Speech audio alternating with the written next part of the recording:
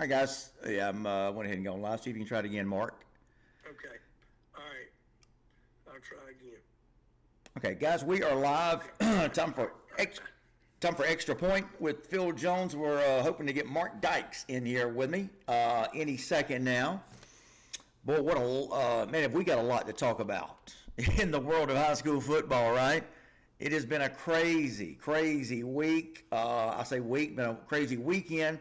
What's up, Obadiah Farley? We're a little bit late coming on the air today, but here we are, ready to go. Man, did we have a lot to talk about. Obadiah, what's happening with you, brother? Yeah, round 3 now loading. You're absolutely right. It's the quarterfinals. Obadiah, and for everybody else that's watching, I want to ask you guys, and hopefully Mark Dykes can get in here. We're going to try to get our our stuff straight before long, because it takes 2 of us to do the show a lot of times. Of course, I can handle it by myself, but I really like having Mark and or Larry on with me. So anyway, Michael Baxter, what's up, brother? Hope you guys are doing well. So anyway, while we wait on Mark, hopefully to join us, hopefully he'll pop on the screen with me. I don't know about you guys, but this past week, these games, and we'll get into the Gainesville situation. I've had talks with everybody that's involved in that, and I'll tell you about what's happening there. But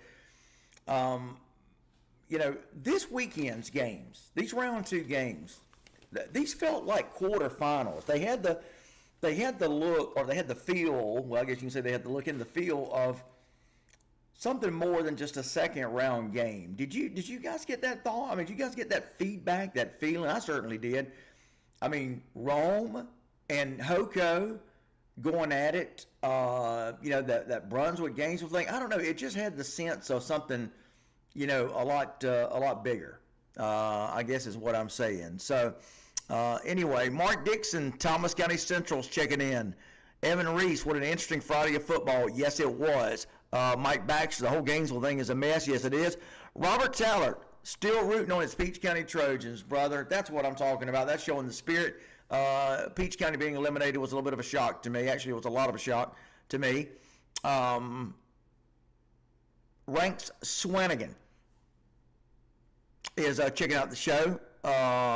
What's up, brother? Gainesville here. Man, I know you guys are. Heather Knight Rodriguez, TCC checking in. What's up, Heather?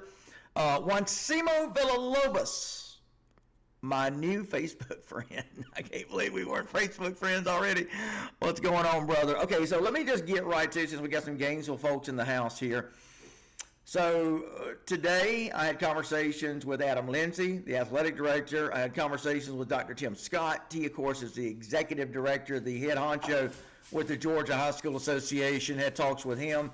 And basically, this thing, is a mess. As you guys know by now, Gainesville has 39 players suspended from the upcoming quarterfinal matchup that's scheduled to be with Hughes. And of course, it looks like Gainesville is going to move forward and play the game. But man, you're talking about 39 players being suspended. That's out of 85 that dress for the game.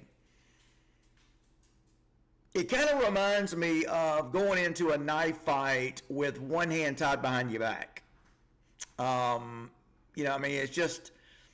It's crippling to Gainesville. Now, all hope is not lost. Don't worry, I'm going to get Jimmy Neutron, Sumter County over Carver, Atlanta, Chelsea Phillips, go Trojans.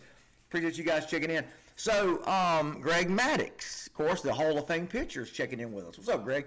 So, and don't worry, I'm going to get everybody's comments. He's coming in here in just a second. But what I wanted to mention was, as crippling as that is, Gainesville has one last Hail Mary remaining. They will go before the Board of Trustees tomorrow morning. It'll be Adam Lindsay and the Gainesville superintendent making their plea, making their case to the Board of Trustees, who will hear the appeal from Gainesville. And I don't know if you guys saw this or not, but man, the superintendent, of course, Adam Lindsay gave me some quotes to talk about. I'm working on a story. We posted a post on Facebook earlier today, but I'm working on a full-length story about this situation. Quotes from Steve Waters, who's the Glenn County Athletic Director. He's basically the county AD over in Glenn County, which, of course, is over Glenn Academy, Brunswick, Steve Waters gave me some quotes. So I've got everybody represented here. I can tell you that nobody is really satisfied. Man, somebody just put together a marathon. This is the longest comment we've ever had from Donnie Jarvis. Rodriguez Upshaw says, we stand with Gainesville. Jay Morris, where's Gordon Lee County? Jerry Harrison of the Talking Heads. If you get it, you get it. What's up, Phil? What's up? Michael Baxter. Yeah, Milton will be back next year. Boy, that was a shocker to me. I don't care. And there's no put down to Jackson County. Okay, that's the team that beat Milton. Not a shock. It's just the fact that, when you hear Jackson County over Milton, that's a little bit of a shocker. Anyway, getting back to the Gainesville-Brunswick thing, in case you guys have been under a rock. So this thing started, obviously Gainesville's got a big lead. Brunswick is on offense, and they're way down, I think, in their own end. They run a play, well, way back at midfield, there's a Brunswick player, and all this is on film, and I'm not taking side one way or the other here. I'm just kind of telling you what happened. Brunswick player is caught on film ripping the helmet off of one Gainesville player. Then he rips the helmet off another Gainesville player. And you can see the Gainesville players both showing great restraint, okay? Nobody was yet running onto the field from the Gainesville side. I mean, they were pretty restrained as much as you can be until it really got to a point where you had to defend yourself. And I'm talking about the Gainesville players had to defend themselves. So I've talked with Dr. Scott, said and there's a group, I asked him just about 2 hours ago. I said, what's the process of reviewing the game film? He said, Phil, there is me, and this is Dr. Scott, the executive director. He's the gentleman that replaced Dr. Robin Hines. He said, it's me, and it's about, he just said a group. He didn't tell me how many. He said, Phil, it's me and a group of people. We get together, we look at all the film, we talk about all the options. And so I can only guess by what Dr. Scott was telling me. They saw something, obviously, that they didn't like. And again, I don't know. I think 39 that's pretty harsh. And I can tell you, Adam Lindsay, again, the athletic director for Gainesville, I asked him if he was surprised or was he expecting anything of this magnitude. And Adam Lindsay was pretty direct as well. He said, I absolutely was not expecting what happened. Now, having said that, there was the possibility of Gainesville being completely disqualified. So I guess you have to look at it if you're a Gainesville fan or if you're just from a regular observer. You got to look at it from a standpoint where, I guess Gainesville could have been disqualified. Now, the thing is, it's just kind of a one-sided thing because the season is done with Brunswick. I think their penalties, other than monetary, I think that if it's players involved, and they have not yet found out their penalty, not at least before I went on the air, a couple of hours before I went on the air, they had not yet. And that came from Steve Waters, who again is the county AD over there in Glencoe. So I believe what will happen is any kind of suspensions will be forwarded, will be tacked on to the beginning of next year. Okay, I think that's how that works. So anyway, man, there's a lot going on with that. Of course, that's not all the news though that's happening. So yeah, somebody, my buddy Kerry Clayton just sent me something that says it's Valdosta at Cook Football Live. Well, of course, you guys know that's not the case. Anyway, yeah, we do have to get that fixed for sure. But anyway, so that's what's going on with the Gainesville-Brunswick deal. It is a mess. I tried to find precedents for this, by the way, and have we had this happen before in Georgia? Look, I know that there are teams that have been disqualified from the playoffs. But I don't know if we've had them disqualified from the playoffs because of fighting. I know that there was a game canceled a couple of weeks ago over in Savannah. Was it Windsor Forest or one of those teams? Last night, I wrote a story about this situation, and the only incident I could find was a situation about a month ago in New Jersey. Two New Jersey high school teams, something almost identical to what happened in the Gainesville-Brunswick game. And basically, the New Jersey Athletic Association that governs New Jersey high school sports They pretty much just disqualified both teams. Said you're done. That's it. You're not going to the playoffs. Chris Pace, what's up, my man? Chris Pace. Yeah, Chris, I hope that I've answered your question. Chris asking what's your take on today's verdict. I thought it was pretty harsh. But again, I'm in a position where many of you, almost all of you, are not. And I don't say that to be braggadocious or anything like that. I'm just saying that I've been able to get it from everybody's standpoint.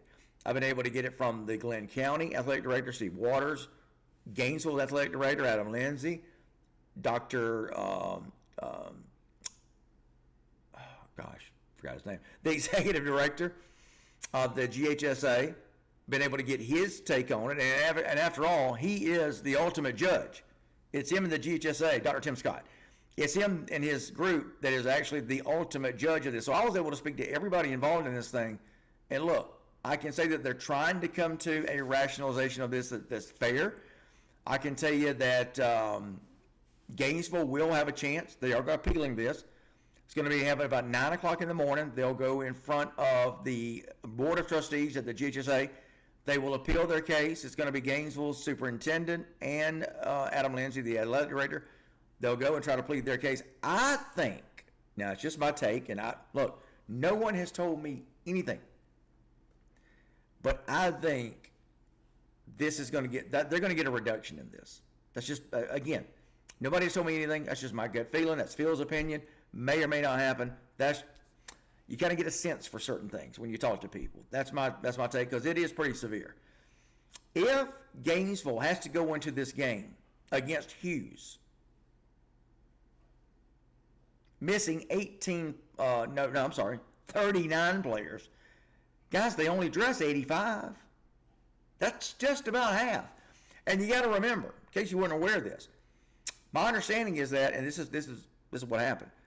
Of the 39 players that were disqualified, suspended, whatever you want to call it, 11 of them were those players on the field when this happened, which means that is the Gainesville starting 11, which would include their all-everything linebacker, Xavier Griffin. So, not looking good. Basically, this Gainesville appeal means everything. Okay? So, tough. All right, let's go to your comments, and we'll move on and talk about the rest of the playoffs. Greg Maddox, I think I just answered your question, man. I just happened to look up and I saw your question. So, I think you probably I think I answered that, right? Ranks Swanigan. Free the Gainesville kids. I love it. Rodriguez Upshaw, refs were just standing there looking stupid. Chris Pace, yeah, you asked me about my opinion on that. I told you there. Glenn Reed Hodges Jr., that's why nobody likes to play Brunswick in Brunswick. They're always starting fights when they get their behinds handed to them. I blame the ref. He could have eliminated that. Apparently, and someone told me this anonymously. Okay, I'm not going to use any names. But I was told that apparently there was some foreboding of this before the brawl happened. Someone saw this coming, warned the refs, and said, hey, we got a problem. We think there's going to be a bigger problem. And, of course, there was. So it wasn't like this just popped out of the blue. So that may give some credence to what you just said, Glenn Reed Hodges. Very unfortunate. Again, it's very unfortunate because you've got a team in Gainesville. And here's the thing, guys. Listen, here's the real tragedy of this. Do you know that was probably Gainesville's best game that they have played all year? They lose to Roswell, struggle. They were down at the half to Lanier. So Gainesville had not been playing their best football until recently. And again, in the win over Brunswick, I mean, you look, you're up for 40, whatever it was, 42-0, with still 2 minutes left to go in the third quarter. You come out, you get a kickoff return, you get a pick six, I think, in the first few minutes of the third quarter, and that's really what kind of pushed this thing over the edge and pushed the emotions over the edge. So But again, the real tragedy, in addition to these players being eliminated or being disqualified, is the fact that you've got Gainesville playing its best game of the year, and they did. They played their best game up until what happened. That is the tragedy. 1 minute you're playing your best game of the year, and the reason I'm bringing that up is because you're playing your best game of the year, and you got that momentum ready to take it into the playoffs against the Langston Hughes, who obviously is one of the favorites in 5A. So just a tragedy all the way around, really, on this. So want to read some comments. Again, if you're new to the show, I try to read everybody's comments, and then we'll move on. Okay, because we got a lot more football to talk about. Rodriguez Upshaw, Phil Bruns was tripping for the game. Even their band was tripping. Whoa, look out. Tripping? Now you mean tripping as in like tripping? Or tripping? If you know, you know. Tractor Trailer Thomas. I blame the officials. I think there's probably some blame there for sure, without a doubt. Rank Swanigan, or is it Swanigan? Brunswick did this on purpose, and you can hear it in one of the videos. Really? I hear that. That's interesting if true. Ranks. Jeffrey Rowland, Warner Robins Demon still in the house. I've seen a lot of bad behavior recently. Yeah, you're right. This has been an issue. It really has. It's been ongoing. I mean, we've seen this stuff all over the country. Did you guys see there was video of this going on in San Diego? Have y'all seen that video? I saw it on YouTube. 2 high schools in San Diego. It was bad. Fans were getting into it in the stands. I mean, it was just bad. So, guys, we gotta come. We gotta bring this to a stop. It's just evil is starting to take over. Look, let me say this too, and this is something I've been really wanting to say. You know, you've got the guys. We've got to stop all this on social media. This is where a lot of this stuff is starting up. I mean, you got a lot of stuff on social media that is causing a lot of people. I mean, look at the back and forth that goes on social media. You know, we're forgetting the fact that we're talking about 15, 16, 17-year-old kids, man. And so it's starting, a lot of this hatred and this talk back and forth is starting on the social media platforms. And then, you know, some of that carries over into the stands. The fans take that emotion into the game. And, you know, I don't know, man. It just I don't know. We got to chill out. Everybody's got to take a chill pill, man. Chris Pace said it's assault. Hey, by the way, if you are new to the show, I try to read everybody's comment. So comment. I'll try to get to it. If I don't, keep coming back to me because this show is just about as much as what you guys want to talk about as much as I want to talk about. Lil Win, not Lil Wayne, but Lil Win says it's an unfortunate situation. If the sideline would have stayed on the sideline, 39 players would not be suspended. I got you, man. Easier said than done, though, when you see your teammates are getting beat up. Okay? I get it. And again, I applaud Gainesville because they you could see the refrain. They tried. Those 2 players that got their helmets ripped off, yeah, they played. They kept their cool until they couldn't. And again, I'm going to try to find the Gainesville superintendent quote. I mean, he told it like it was. He said, we will not sit back and let our young men get beat up and attacked. There was none of this slick superintendent type administration talk. No way. And I can't remember his name right now, but kudos to the superintendent of Gainesville City Schools. He told it like it was, man. So he's going to go in tomorrow. I think they're going to do it virtually. They'll do it like a video call like this one. And they'll go on and talk about that. Anyway, Jose Padilla, what's up? My perspective is Brunswick will get penalized, but everything was handed to Gainesville because they're moving on and still have a game this Friday.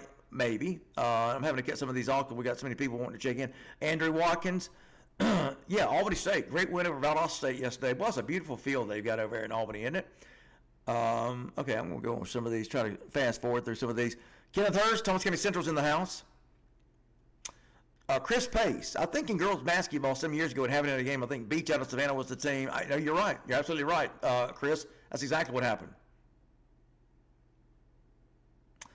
Philip Jacob Williams says at least reduce it for a quarter. I got you. Jackets Nation checking in from Jackson, Alabama. What's up, Tony?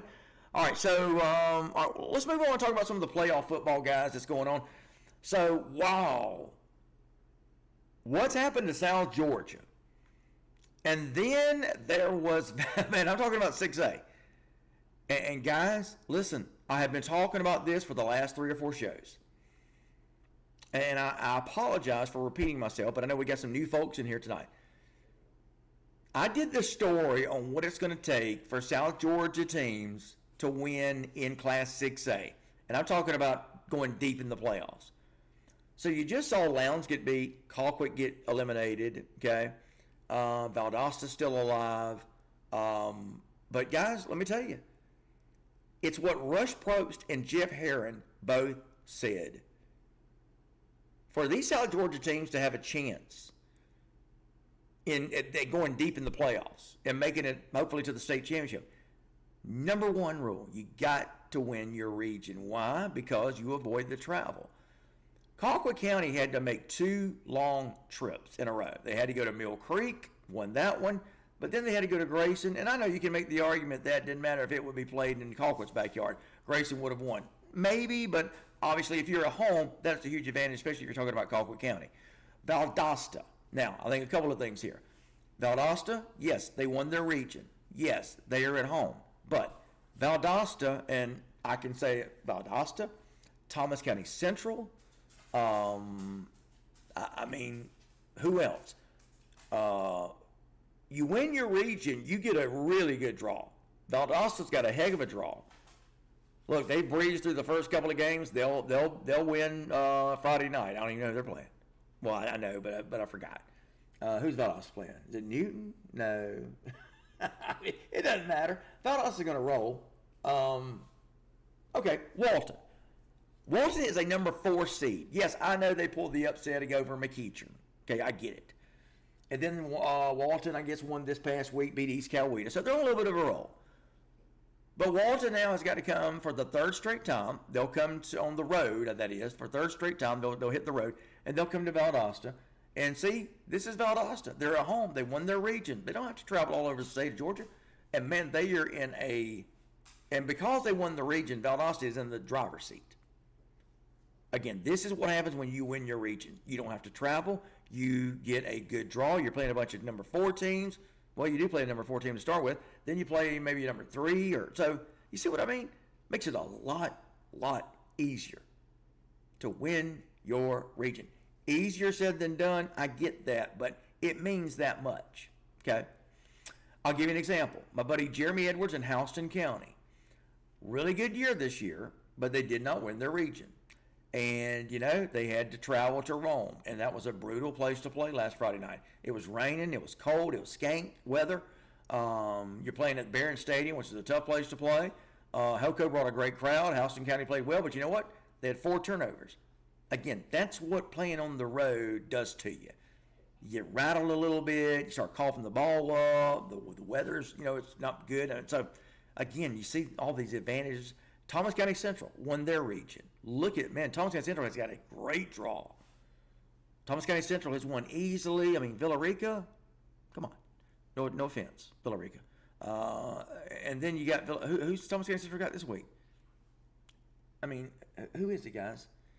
I saw it earlier. It's not going to matter.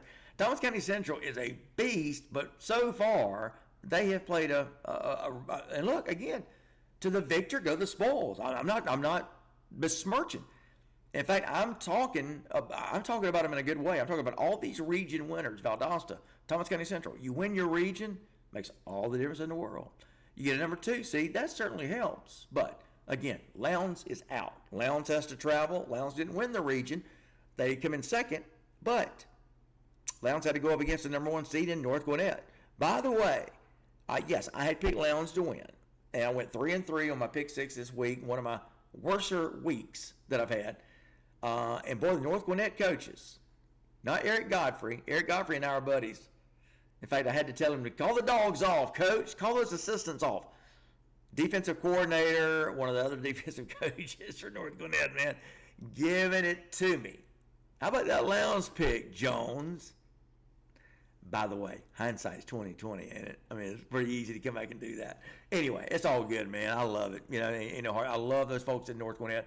Eric Godfrey, man, they treat us fantastic. Always have. Love them. Wish them the best. Eric Godfrey is as classy a guy as you can meet. But they handed to Lowndes. Lowndes had to travel. You see what I'm saying here? So there are exceptions. So you had not Richmond. You had Camden that had to travel. What was that? 2 years ago, Jeff Herron took them on the road, and that's the exception. And you'll have those. Rush Probst took his Colquitt County Packers on the road. What was that? 2018, where they won every game except North Gwinnett. Speaking of North Gwinnett, they should have won. That's where they had like 3 or 4 unsportsmanlike conduct penalties on the last drive of the game, and they let North Gwinnett win. Boy, that was a shocker, wasn't it? Anyway, point being, you'll have some exceptions that come up, but not often. Those are what you call misnomers, outliers, so to speak. Okay, so Walton comes to Valdosta. Right now, Valdosta is on a path, it looks like, to meet Buford. And in case you guys haven't heard, this morning's coin toss means that if indeed Valdosta wins, Buford wins this Friday. They both will. That means in the semifinals, the Buford Wolves will make the trip south to Valdosta. Hello. Again, guys, makes all the difference in the world. Valdosta hosting Buford instead of driving to Buford. You see how this works? I know I'm going round and round in circles, but man, you don't think every coach and I know that the regions will change a little bit, but you don't think that all these coaches in 6A, which will be 7A next year, you don't think that their goal is going to be to win that region? Especially listen, what do you guys think about this Valdosta Buford situation? Again, I think Buford is the team to beat. Buford and Grayson, I really do. Now we're going to have an elimination game between Grayson and Carrollton. That's kind of unfortunate. I think Grayson wins it. I think Grayson's great. I think Buford's great. Valdosta can prove that they're great. Now, if Valdosta, and I've been saying this all year long, I've told anybody that would listen that Valdosta's got some of the best talent I thought in the region. And if they can play a complete game, and they have done that in these playoffs, they're going to be really tough. And now, if they get to host Buford, which they are, they're hosting Buford. Again, if they win and Buford wins, and both teams probably will, I give it a 99% chance of likelihood that Buford and Valdosta win this week. That means if Valdosta hosts Buford, can you imagine how big that's going to be, guys? Do y'all understand how big that's going to be? You've got the winningest football program in the country that's going to be hosting probably one of the most marketable football teams in the country in Buford. Buford, Valdosta, woo! Look out. I think the last time these two teams played was Rush Probst, when Rush took Valdosta, which, by the way, was one of Rush's best coaching jobs. Rush takes Valdosta to Buford. I think that was quarterfinals or semifinals. And Buford gets out to a quick lead, like 14-21-0, and that was that. Again, that's the difference between playing at Buford or putting Buford on the road. I'll have to ask my Buford fans, by the way, where is Big Buford and where's Carrie Claiborne? There's Carrie. Carrie, what do the Buford folks say about going to Valdosta? And by the way, I'll just tell you now, don't expect now the folks will probably come out for this game, but typically Valdosta got a few hundred people in the stands, other than Wintersville. But I bet you they'll turn out for Buford, guarantee it. You'll have a lot of interested people. Curious folks who will drive from all over to see this game, by the way. So it's not just going to be Valdosta fans. There'll be a lot of South Georgia people coming to watch the big bad Buford Wolves. The big bad Wolves. Because they're going to come in, they're going to huff, and they're going to puff, and they're going to try to blow the house down at Bazemore Hyder Stadium. I had to do that. Ranks Swanigan. Good, Phil. Easier said than done. I forgot what that was about, man. Jeannie Asbell. Blame is on both teams. Neither Leslie should have never got at this point. Okay, talking about Brunswick Gainesville. Yeah, that's a mess, isn't it? Juan Simo Villalobos says, I'll send you the quote, Phil, talking about the Gainesville superintendent. If you have not heard his quote, you got to check this out. Juan Simo, send it to us, man, if you can share it with me, and I'll share it with everybody here on the air.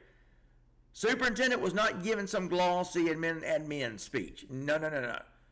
It was not in my house. Well, it wasn't in his house, but not on my team. Walt Taylor, let's be real. Someone snatches your helmet off. Are you going to sit there? Good point. That's about as bad as you can get. By the way, I love it. Not really, but it's kind of odd to see players start trading punches when they got their helmet on. All that's going to do is give you a broke hand.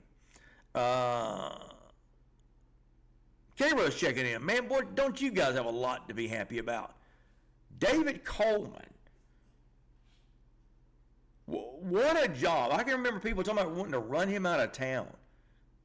That guy has quietly done one of the best coaching jobs in the state. David Coleman, head coach at K-Rose. I mean, look at what they've done this year. They knock off Troop. That was one of the teams I had picked to make a lot of noise this year in 3A. How about Calhoun getting beat? Remember, guys, before the year started, I had said this was going to be the year of the repeat. Well, no Milton, no Calhoun, so you can knock those teams out. I still think North Oconee probably going to go on cruise control in 4A, win that state championship again. Carver Columbus, that's going to be tough for anybody in 2A to take them down. And Thomas County Central, I don't know, man. They are looking really good. Although Roswell is looking very good in 5A, so I don't know. 6A, we're talking about state championship, really, contenders here. I got to say in 6A, you're probably looking at any combination of Buford, Carrollton, Valdosta, Grayson. No, let's face it. I mean, really, it's going to be one of those 4 teams. 6A, let's just tell it like it is. 5A, like I said, boy, what a classification 5A is. Thomas County Central, Roswell. Who am I missing here? 5A. Houston County would have been in there. Obviously, that's not the case. Milton would have been in there. Boy, can you guys believe Milton got beat? Anyway, talked to Ben Reeves yesterday, head coach of the Milton Eagles. He said, that's okay. We have got a boy coming. We got a big man coming back next year. Talking about Derek Baker. He is the man, the quarterback that came from Fort Lauderdale, St. Thomas Aquinas before the season ended. Remember, he gets hurt in the Buford game. He never really got back to 100%. He played part of the first half. Coach Reeves told me in that game Friday night versus Jackson County, but did not play in the second half. And they got to let him heal up. He'll be ready next year. So look out for Milton. Okay. Chris Pace, Ware, Lee, Hoko, Lowndes, Colquitt, Appling, Pearson, Moore. Good Lord, it was ugly Friday night. Chris, thank you for that, man. So, talking about all the South Georgia teams that had to exit the playoffs. Unbelievable. That's the thing about this is elimination football. There is no double elimination. It's one and done. There is no tomorrow. McEachern found out last week. That was the big upset. This week, we had several. Like you said, Chris, good call. How about Ware? Just look. By the way, let me back up. Creekside is 4A, are they not? Okay. I may have misspoke. Creekside is looking dominant. I know that this is not Ware County's normal team that they've had, but Ware County getting beat, what was that, 42-0? Man. Creekside didn't put up 70. But beating Ware like that is a good team.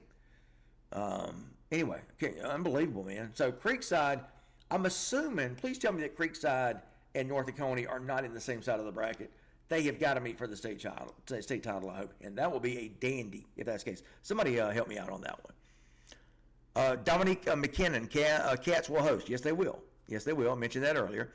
Jose Padilla, the South Georgia teams. Oh, I'm sorry. I forgot the rest of your comment. Dominique McKinnon. Cats will host Buford and Simmons after we won't. Yeah, no doubt about it. That's going to happen. And you guys will beat Walton, probably looking at 49-7. That would be one of my pick 6 games, by the way. Stephen K. Wynn, Yeah, Woodward Academy this week. That's right, Woodward Academy. Which, by the way, it's just not the same Woodward Academy. This will be a rematch of Woodward Academy. Didn't they play before? Where did they play? That's where the state title. That's who they played in the state title a couple of years ago, right? Woodward Academy.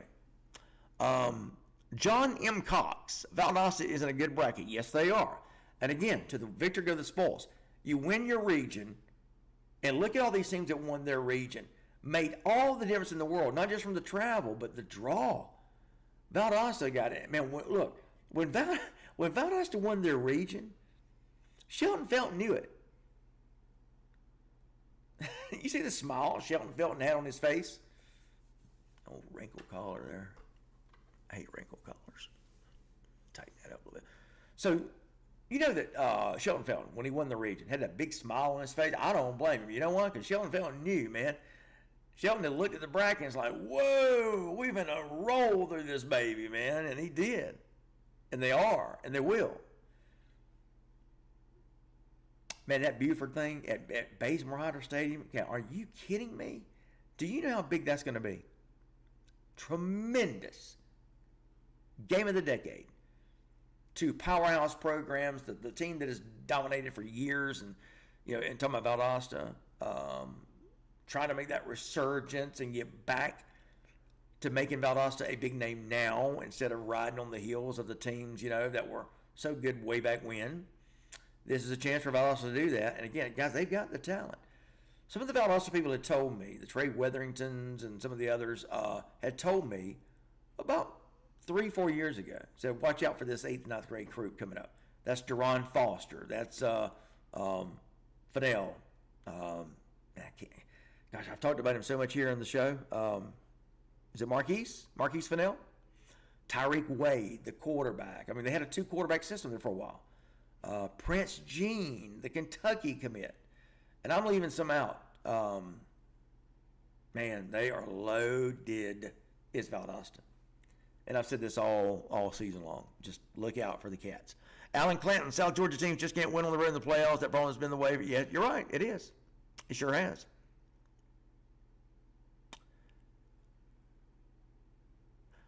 Alan Clanton says, better go ahead and get them Valdosta and Buford tickets right now. You're right. John M. Cox, Valdosta at home will be an advantage. No doubt about it. John, what do you think, and this is for everybody else too, what do you think Valdosta being able to host Buford is worth? 2 touchdowns? Probably. Kerry Claiborne, you never did answer my question. So, John Cox, what do you think? Everybody else, what do you think? What's it worth, Valdosta playing Buford at home versus playing Buford in Buford? Means everything. Everything. I know I'm stuck on that, but I'm telling you, man, it's worth it. Welcome to ITG Next, guys. This is Extra Point with yours truly, Phil Jones. We do this on Mondays from 5:30 to roughly 7, and we do it on Friday night. We got a little Friday night show that we do following the football games. We start at 10 o'clock and go to about midnight. We have a blast. Austin A.B. Butler, my man. What's up, brother? Austin, how about them hometown Rome Wolves? Talked to John Reed over the weekend. Look, man, I love John Reed. One of my favorites. He's a great guy. Love him.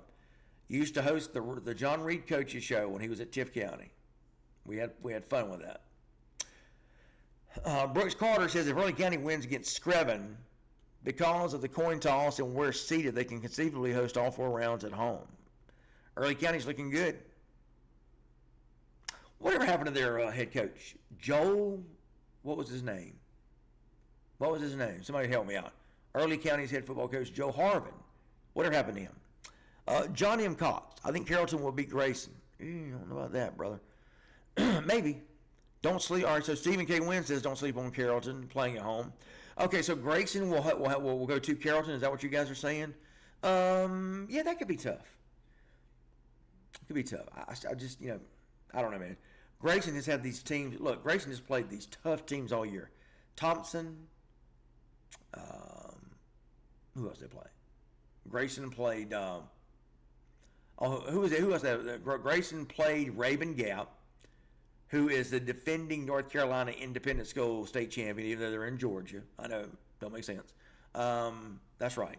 Raven Gap, located up in Nacoochee, Georgia, in Raven County, which is on the Georgia-North Carolina line.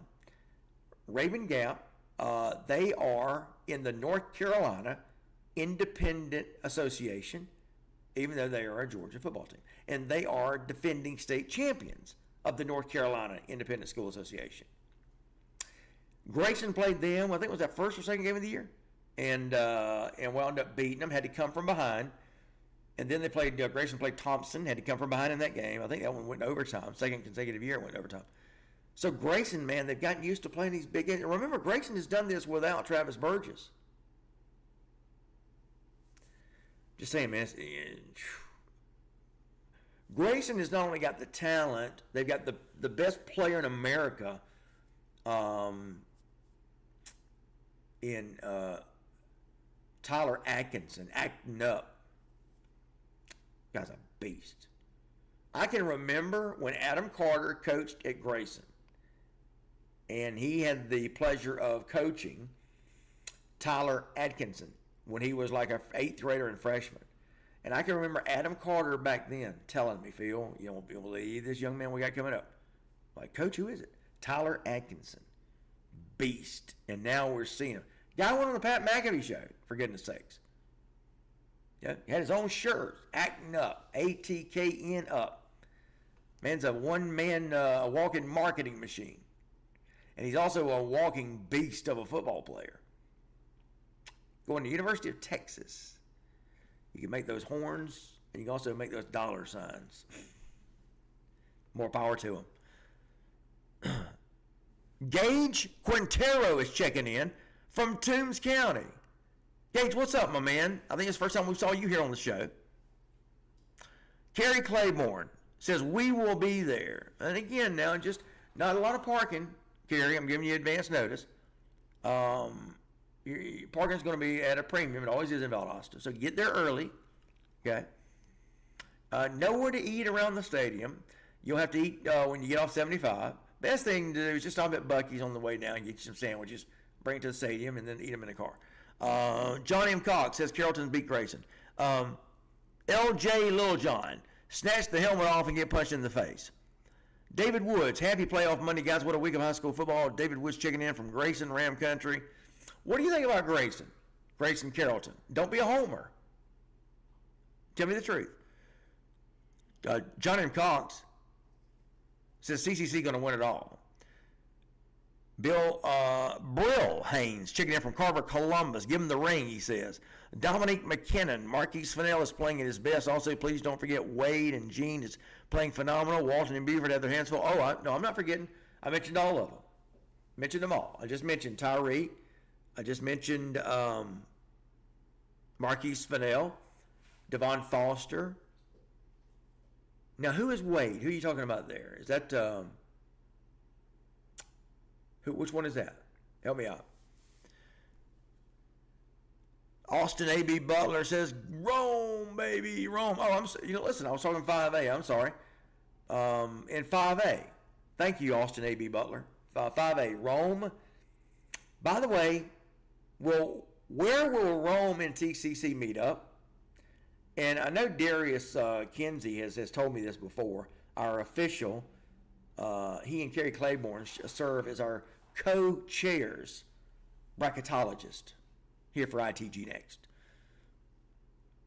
Heather Knight Rodriguez, TCC ready to welcome Woodward to the Jackets nest. Yeah, I think Jackets are just so phenomenal. So phenomenal. So where will TCC and Rome meet? Okay, looking for that one. That's going to be a good one. Together we swarm, hashtag 12th man. I hear you, Heather. Kelly Fountain. What's up, Kelly? Coach, is Griffin one of Gainesville's players? Yeah, Xavier, linebacker. Oh, is he one of Gainesville's suspended players? Probably. Probably is. Yeah.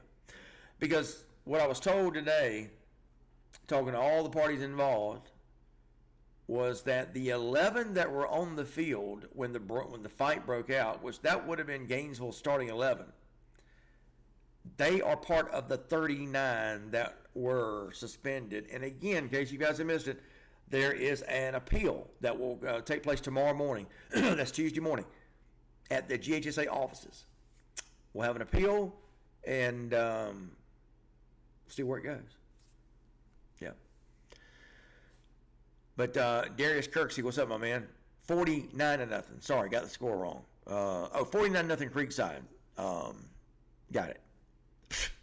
Are you kidding me, man? Creekside is. I mean, listen, I will be the first to admit. Okay. I have overlooked Creekside, partly. I'm just not a fan of them putting up 70 and 80 points on lesser teams. It's not my thing. I don't get into that. But I'm not taking away from how great they are, because they are really good. So Creekside could be the team in 4A. Again, I'm hoping Creekside and North Oconee have a chance to play for the state championship. I don't know. I don't have the brackets in front of me. Darius, you and Kerry Claiborne are bracketologists for us. How's that? So tell me about these big matchups. Where will they meet? Okay. Darius says they're not on the same side. Benedictine and North Oconee are on the same side. That'll be a good one. Benedictine, they're good, but I just don't know if this is their year or not. Been a little surprising. I'm really a big fan of Benedictine.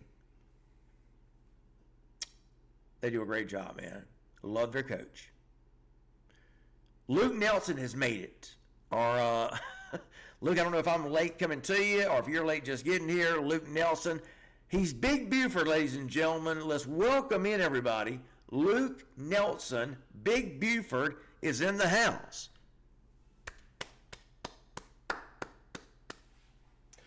Let's go, Luke Nelson, my man, my buddy. And he is a tailgate winner, tailgate of the week winner here at ITG Next. By the way, if you guys are tailgate, if you guys like to tailgate, please send us your pictures, okay? And we will send you, just like we did Luke Nelson, we will send you a care package of sausages from our friends at Sunset Farm Sausage. They're right here in Valdosta. They make great homemade sausage. The factory's right here in Valdosta. They make all kind of flavors, and they'll send you a care package of all the different flavors they have. Just ask Luke Nelson. He got himself a care package of these sausages for being one of our tailgate winners of the week. And again, that's brought to you by our friends at Sunset Farms Sausage and here at ITG Next. So if you got pictures of your tailgate, all you got to do is just take us a picture and send it to us, and sausage is yours. But you got to send them in. Evan Reese, don't sleepwalk on Walton. This is a rematch of the round one game last year. Okay, come on. Come on. Evan, what are you talking about? Walton, are you talking about Valdosta Walton? Is that right? Yeah, Valdosta's going to crush him, man. Okay. Jose Padilla says Valdosta and TCC did their job. They got a gifty back bracket. Yes, they did. Again, win the region means everything. And I know you guys are sick and tired of me saying that over and over, but it's true. I cannot reiterate. I just thought it was interesting, by the way. I did this story before the playoffs when you had Lowndes, Colquitt, Valdosta all vying for the region. In case you guys missed it, the story that I wrote was titled, Will the South Rise Again? And what it meant was, will South Georgia rise again? Meaning South Georgia high school football. Okay. Just a play on words.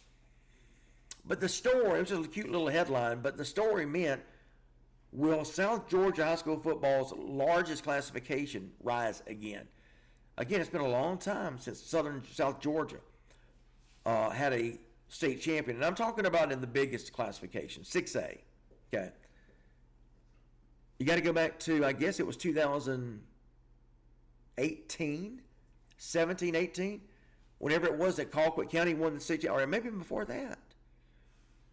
I can't remember right now. I have all these numbers and years in my head, but the last time a South Georgia Class 6A team won a state championship was when Colquitt did it.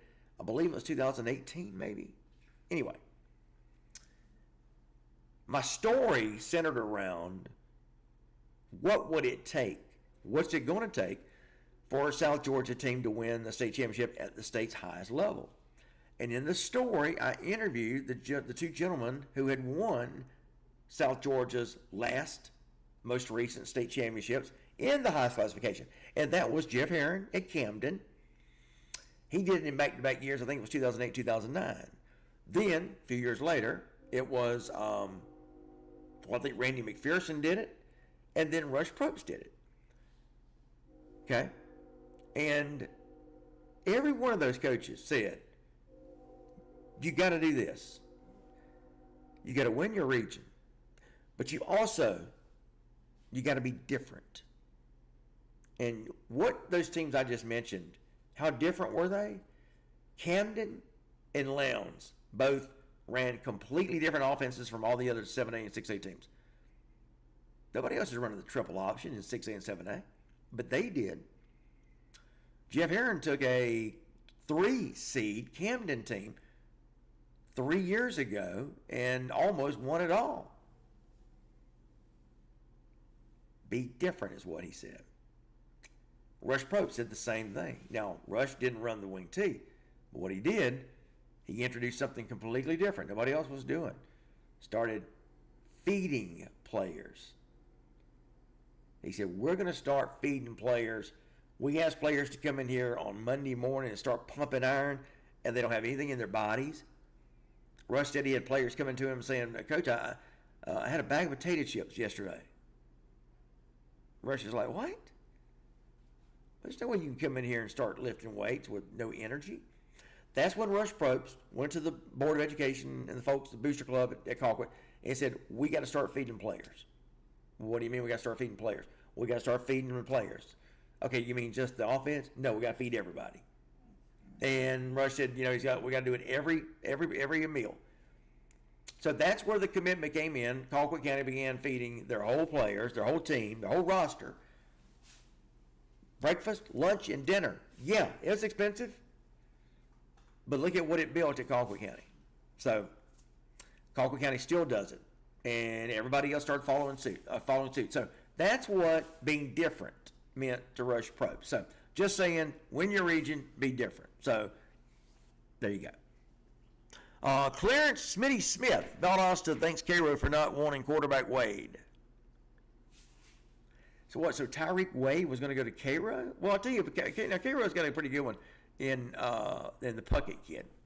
I say kid. Everybody's a kid to me. Don't take offense to it. Latrell Griner. Hey, Phil, how about those Worth County Rams? Boom. Don't forget the coaches show I do with Jeff Hammond, by the way. Worth County Coaches Show, we talked today. Don't forget about the Roswell Coaches Show I do with J.T. Thompson. Tomorrow, our last Colquitt County Coaches Show of the year, unfortunately, with Sean Calhoun.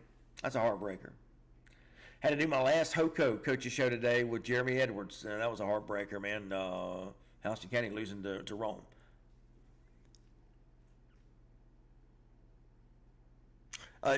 Philip Jacob Williams says, talking about the Valdosta Buford game will probably air on ESPN. I wouldn't be surprised. Would not be surprised. Clint Haynes is in the house. Clint, what's going on, brother? Man, it's good to see you, Clint. It's been a while. I guess everybody's in town for Thanksgiving right now. That's good. Everybody's off work. Good to see you, Clint. Miss you, brother. And I mean it. James Raymer. Buford came to Lee for a playoff game. I was there. I remember it. Buford completely shut down a good Lee County team that night. Shut them out. James, I was there, my man. David Woods, Thompson, Rabun Gap, and another North Carolina team. Yeah, that's the one I mentioned earlier. Well, no, was it another one you say? Rabun Gap and another North Carolina team. Oh, it was Mallard Creek. That's right. Sure was. Diana Delk Heron is checking in. Clinch County. What's up, Diana? Love these new faces and names we've got checking out the show today. Heather Knight Rodriguez, TCC ready to welcome Woodward. Yeah, I think we've already said that one.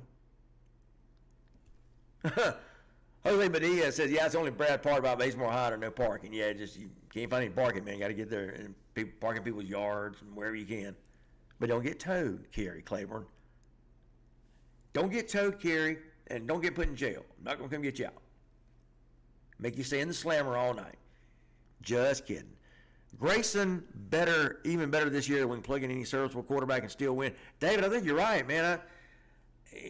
I just don't see anybody beating Grayson. I could be wrong. Anything can happen on any given night, as they say.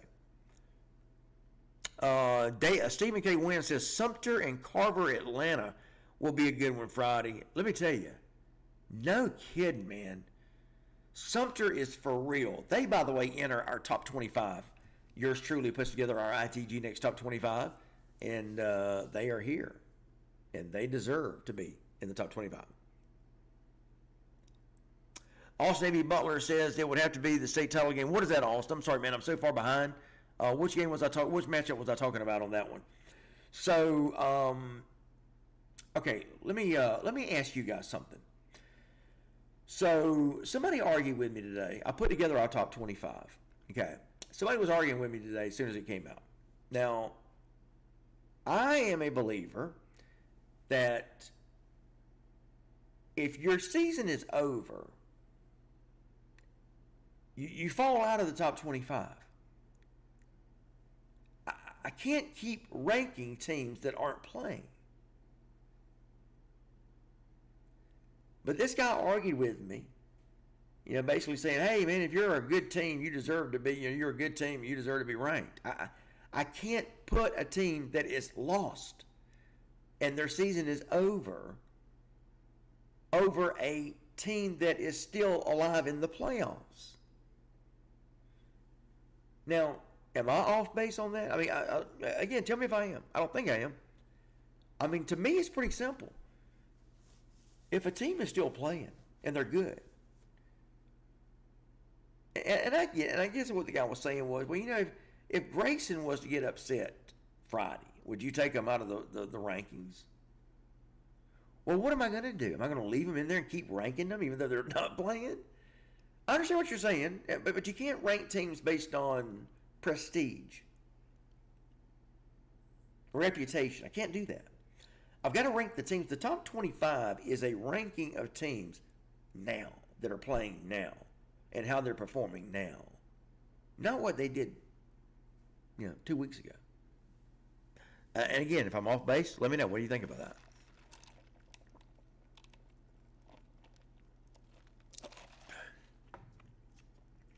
Philip Robertson says, went up to Atlanta to see Pierce play Atlanta Carver.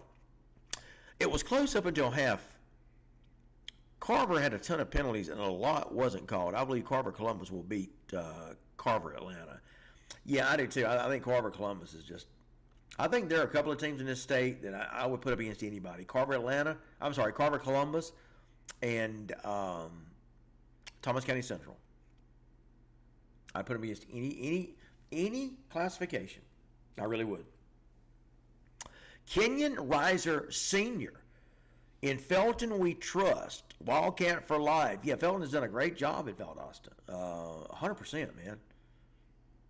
And like I said, it was amazing when the night that he won the region championship. Well, it's really when the night he won. Yeah, the night that he won the Wintersville Classic, which sealed the region for him. Yeah, I'll never forget the smile he had on his face. And I remember thinking then, yeah, he knows. Shelton knows he's got this. And got that, I meant the region. And the region, winning the Region 1-6A meant a nice, smooth path through the playoff. Means everything. Guys, I was talking about earlier, if this second round, these games this past weekend, these were like quarterfinal and semifinal games, weren't they? They had the feel of that. Okay, I want to move on and get some of these other classifications in. I don't want it to be just about 6A, 5A, and I will tell you Douglas County at Buford. Buford's going to beat them 31-7. And again, nothing against these teams that I say get beat. I just it's not going to happen. Woodward Academy at Thomas County Central. Thomas County Central is going to win that one easily. Now, Roswell at Sequoia, pretty interesting game. I think Sequoia is a team to watch. They're very dangerous. Look out for Sequoia. They're 11-1. Roswell 11-1. Roswell's got to go on the road. Now, this is the first time Roswell's going to be on the road for it in a while. Roswell going to go to Sequoia. Remember, Sequoia beat Coffee, and then last week Sequoia beat who? Who Sequoia beat last week? Noonan. So Sequoia's had a fairly easy path. I think that ends. I think Roswell wins. I think Roswell's got a really good team. And again, Jonathan J.T. Thompson, one of my candidates for Coach of the Year for sure. By the way, I do want to mention something to you guys. Right now, ITG Next, we are in the process of selecting not every, but just about, there's about 35 teams, I believe it is, that we select the offensive and defensive player of the year for them. And those teams will be rewarded, or those players will be rewarded. But then we have our major awards where we select the overall offensive player of the year, the overall defensive player of the year, the overall special teams player of the year. Okay. And I'm going to tell you, the players that we've got picked, you guys are going to like it. Let me give you a hint. A lot of the people that are in this chat are going to like who we've got. You're going to like our offensive player of the year, defensive player of the year.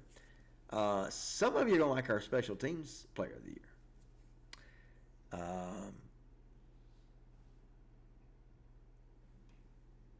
Jessica Nelson Rutledge. Yeah, Tyreek Wade. I'm sorry. I don't know why that didn't register with me. Duh. Well, I should have got that for obvious reasons.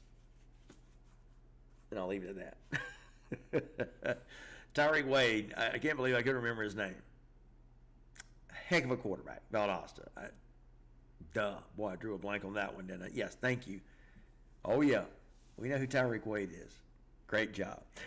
Dominique McKinnon. Wade is about, yeah, I got it. I got it. Okay, Austin A.B. Butler says it would have to be state title game in order for Rome and TCC to meet. I got you, buddy. Jerry White Bradley. TCC and Rome are on opposite sides of the bracket. Thank you. Darius Kirksey. Rome and TCC won't meet. I love it. Rome and TCC won't meet because Big Langston. So we got Big Buford. We got Big Langston. Do we have a Big Valdosta? Greg, what did you think about Lowndes' performance, man, against North Gwinnett? Greg Maddox, big Lowndes fan. Valdosta should rent Martin Stadium out so there will be more parking against Buford. Not a bad idea. So actually, Greg, who owns Bazemore Hyder Stadium? Is it Valdosta or Valdosta State? Does Valdosta State own it and rent it out to Valdosta High, or is it vice versa? Seems like I remember, because it's on the VSU property, that Valdosta State University owns the stadium now, don't they? I mean, you think that's crazy because, I mean, look, Valdosta State needs a stadium of their own. Valdosta State needs a stadium of their own. Look at what Albany State played in this past Saturday. Well, it was Albany State and Valdosta State. There was no doubt who that stadium belonged to. Beautiful, beautiful stadium. My buddy Shane Thomas was there. I saw him post some pictures of it. Trying to think who else. Somebody else was posting pictures. Beautiful. By the way, Albany State wins over VSU. It's a big win. Heather Knight Rodriguez. We will only meet Rome in the championship. Gotcha. And it could happen. Guys, by the way, aren't you glad that that the state championship is held in the dome? That is the way it should be. I know people have argued about holding the state championship in one of the two-team stadiums. No way. Number one, those young men deserve to be playing on the biggest stage possible. Number two, those young men deserve to not have any interference in the outcome of the game. home cooking, home advantage. No. No. No, no, no. None of that when you're playing for a state title. Let one thing decide the game. No other interference. No home field advantage. No home cooking. No. No bad locker rooms that the home team has provided you with. None of that. Let two teams on equal footing, equal stage, the biggest stage in the state. This beautiful not brand new, but this beautiful gargantuan of a stadium. This megalithic type stadium. Let the two teams battle it out for the state title with no interference. May the best team win, period. That's it. That's it. Now, I know some of you made an argument about that. Some of you didn't like when they took the semifinals. When they took the semifinals, what did it used to be? Help me out here. It used to be where the state championship was played in the state championship was played at one of the two-team stadium, and you'd have the semifinals in the dome. That's what it was. And a lot of people didn't like it when they changed that. No, you make the state championship game be in the stadium, the big dome. Those kids deserve that. I have always felt that way, and I always will. Okay. Larry Thompson Jr. What's up, Larry? Larry Thompson Jr. says Roswell Sequoia winner travels to TCC if they beat Woodward. Excuse me. Okay. Hughes, if they beat Gainesville, and again, if the appeal holds, or I guess if the discipline handed down by the GHSA earlier today, if it holds up through the appeal, then that means that Hughes will likely defeat Gainesville. And if that happens, they'll host the winner of Rome-Jackson County in 5A. If Gainesville wins, they'll travel to the winner of Rome-Jackson County winner. Thank you for that, Larry Thompson. I appreciate you breaking that down for me. So let's look at it this way. Probably the probability of your scenario, Larry, is that I think Roswell wins. I think they travel to TCC because they'll beat Woodward. And it brings back the memories of when Roswell came to Thomas County Central. I think this was Coach, excuse me. Excuse me. I think it was when Justin Rogers his first year at TCC. My fingers are glowing. You see that? Crazy. Old laptop. But I'll never forget. I think Thomas County Central was undefeated. It looked like they were going to run to the state title. I think it's when Sam Brown was a quarterback. Do I have that right, guys? And Roswell came to town and upset TCC. So anyway, different team, different years, but you've got to figure that certainly Thomas County Central is going to have a pretty good memory of that happening. They're going to use it for motivation, maybe. Again, I don't really get into that. I mean, if it's a rematch from a year before, that's fine. But with so many years having passed, it's different players. Obviously a different coach. But anyway, if that happens, Roswell going to travel to Thomas County Central, and what a game that will be! Wow. Thank you for that, Larry Thompson Jr., by the way.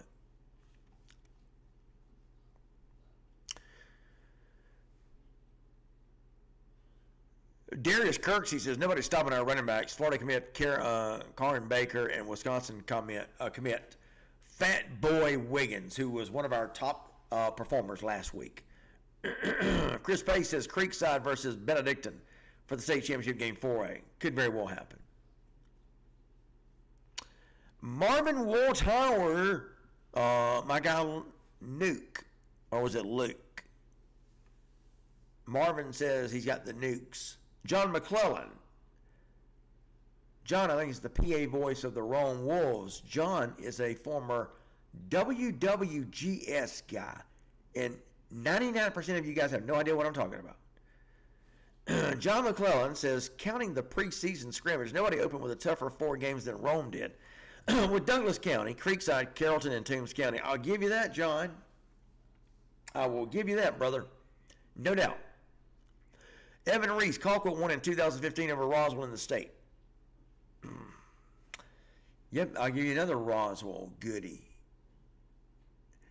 You guys remember when Roswell and Peachtree Ridge tied for the state championship? It happened. Pretty sure that's who it was. Roswell and Peachtree Ridge actually tied for the state championship. I cannot believe the GHSA had that rule in effect. Well, they didn't after that, I can tell you. That was the last time we were going to have a tie in the state title game. Anyway. 2015, Daniel Chafin says Colquitt won the state. Thank you for that, buddy.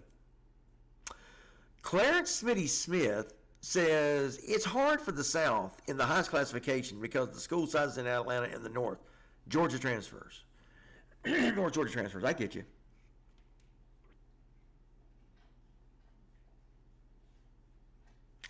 Kenneth Fleming.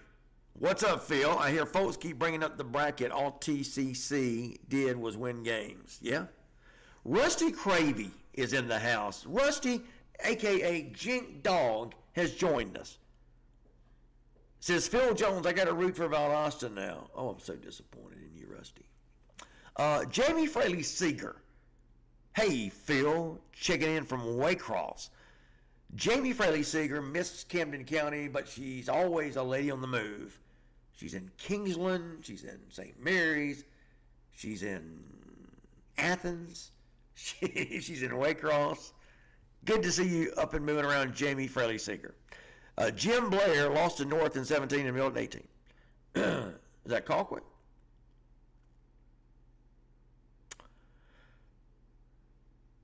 Eric Wright, you have to be physical and play clean football to win 6A. Yeah, you have to be that for sure. What do you think about Cairo versus Jefferson? It's hard for me to pick against Cairo right now. I think David Coleman's got those guys on us. It's a very special season. But Jefferson's really good. Brooks County's got Lincoln County. Jim Blair, what a game that's going to be. Man, let me tell you, I have said it all season long. Brooks County, you guys may know that ITG Next, we have submitted our top 10 all season long to the Atlanta Journal-Constitution as part of the statewide composite poll. AJC, Georgia High School Football Daily, ITG Next, Score Atlanta, 680 The Fan Atlanta. There's one more. I think it's Recruit Georgia. The 6 of us put together the Max Score ratings. So there's 7 of us that put together the statewide composite poll. And everybody had Brooks County ranked all year long, even though Brooks was struggling, 3-5, 5-5, whatever, because everybody knows the caliber of football Brooks is capable of playing. They did it last year, finished 5-5 in the regular season, went to the state championship game. They got beat by Bowden. By the way, so let's talk about Bowden and Toombs County. I have said that I thought this was going to be the year of the repeat. Obviously, I'm not going to get my year of the repeat in 5A. Not going to get it in, is it 4A? No, 3A. Calhoun. I mean, we're guaranteed of that because the defending state champions have been eliminated. But I think Bowden is going to win it again. I think Toombs County is going to win it again. And that is in 1A Division 1 and 1A Division 2. By the way, I don't know about you guys, I'm so glad that we will do away with the silliness of Class A Division 1 and Class A Division 2. So glad that's going away. So glad. I can't keep up with what's what. And is it Division 2, Division 1? You carry the 4. Come on. It's be Class A next year. Who do I think is going to win private? I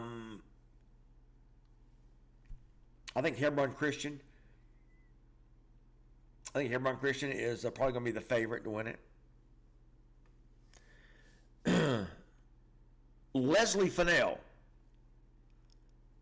That's Marquise' mom. Boy, he's had a heck of a season. Him and Deron Foster have provided, I think, what's the best 1-2 punch in the state as far as running backs go.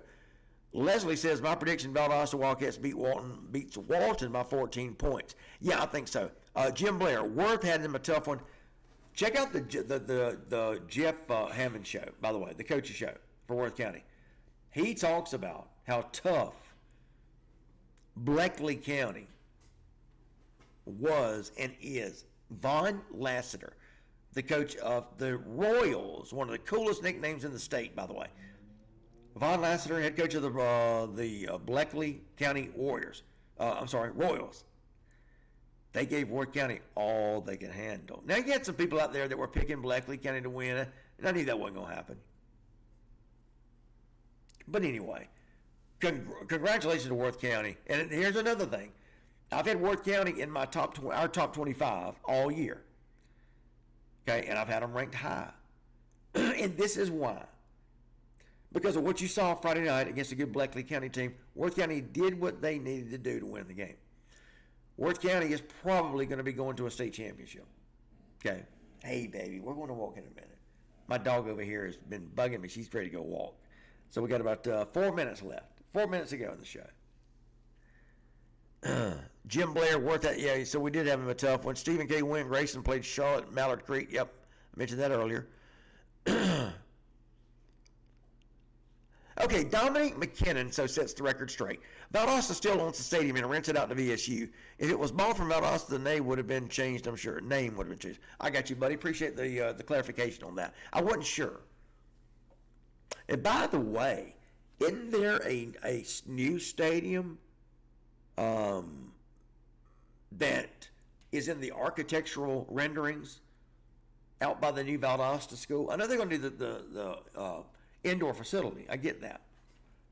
But I thought Rush told me that there would be a new stadium, plans for a new stadium being built too. Greg Maddox also giving us clarification on that stadium deal. I appreciate that. Cold-hearted Snake, cold-hearted Kez says, y'all just didn't expect Carver to make it this far. Carver, Atlanta. I think it was a surprise. I'll grant you that. I'm finna take you outside, baby. Jez, my puppy, is here. She's not a puppy. She's a big old Carolina dog. And you guys ever heard of a Carolina dog? Wish I could put the camera on her. Jessie, come here, baby. I'm finna take you out for a walk. You gotta go poo-poo? All right. 2 minutes left to go on the show. Yeah, I'm finna take you outside.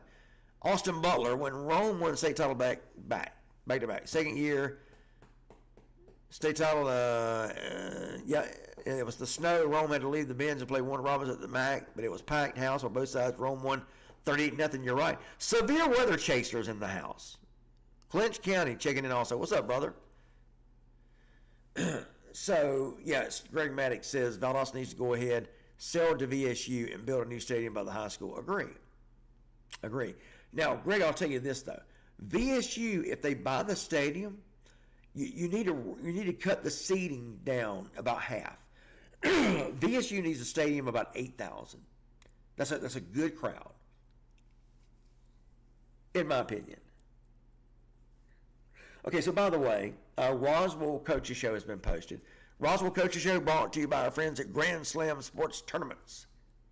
Check them out if you're looking for travel ball tournaments, baseball or softball. All right, last few comments that we've got coming in, guys. I appreciate all of the great turnout we had on the show today. Record number of folks checked out the show. By the way, we will be doing a show Friday night. Okay, after Thanksgiving, after Friday night, 10 o'clock. You guys check back in with me, 10 o'clock. We'll talk about all the playoff games, and I promise we'll talk about all of them as the quarterfinals. Can you believe it? We're getting down to the nitty gritty.